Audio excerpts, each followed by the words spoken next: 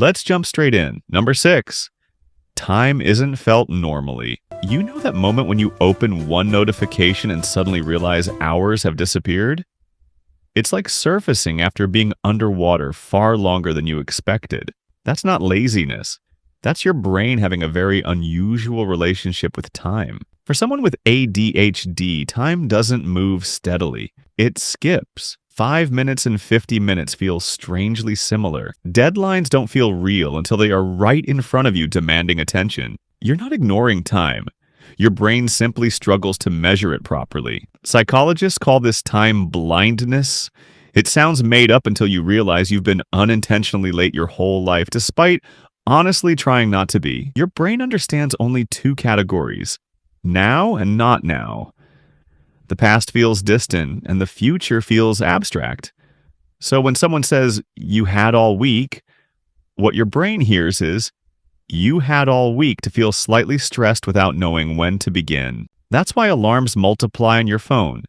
1 to wake up, 1 to get ready, 1 to remind you what you were supposed to do, 1 to leave. And somehow you still leave late because your brain confidently says, "there's still time," without any proof.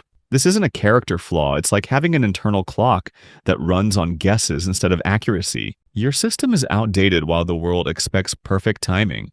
Number 5, the hyperfocus trap. Here's the twist. A DHD doesn't mean you can't focus. Sometimes you focus so deeply that everything else disappears. You sit down to quickly check something. Suddenly it's 2 a.m. You're 10 tabs deep researching something completely unrelated, and you haven't moved for hours. That's hyperfocus. One of the most confusing parts of ADHD. Your brain craves stimulation. When it finds something interesting, it locks onto it with extreme intensity. Hunger fades. Time fades. Responsibilities fade. From the outside, this looks contradictory. Important tasks feel impossible, but a random idea at midnight feels irresistible. This happens because of dopamine regulation. Dopamine is what helps you start and continue tasks. ADHD brains don't receive it consistently. So when something finally sparks it, your brain decides to stay there. Hyperfocus can make you incredibly productive until it damages your sleep, routines, and balance. Your attention isn't weak, it's just untamed. Number 4, the emotional volume knob. Have you noticed how your emotions don't arrive quietly? They arrive loudly and suddenly. Small criticism can feel overwhelming. Excitement can turn into a burst of energy that makes you want to change everything. Frustration can jump to anger and then disappear minutes later. This isn't being dramatic. It's called emotional dysregulation. The part of the brain that keeps emotions balanced struggles to do its job, while the emotional center reacts strongly. This is also why rejection feels intense. A delayed reply, a strange tone, or being ignored can trigger a deep internal reaction even when nothing serious is happening. The feelings are real, but they pass quickly. You feel them at full intensity, then suddenly you're calm again, while others are still processing. Your system reacts to small signals like they are emergencies. It's not instability, it's sensitivity turned up too high. Number 3, task paralysis. You look at a simple task. It's easy, it's clear, and yet you can't begin. This isn't laziness or normal procrastination. Your brain knows the task exists. It just doesn't know how to start. Every step feels equally important, so instead of choosing one, your brain freezes. Meanwhile, guilt builds. You criticize yourself internally, which only makes it harder to move. Stress doesn't motivate an ADHD brain. It often shuts it down. That's why you might clean the entire house instead of sending one email. Your brain wants action, just not that action. Once you finally start, the task is often simple, which makes the earlier paralysis feel confusing in hindsight. It's like your brain is stuck on a loading screen, waiting to begin. Number 2, memory like fog. You forget things in a way that feels confusing. Something you thought about moments ago disappears completely. A DHD memory isn't broken, it's inconsistent.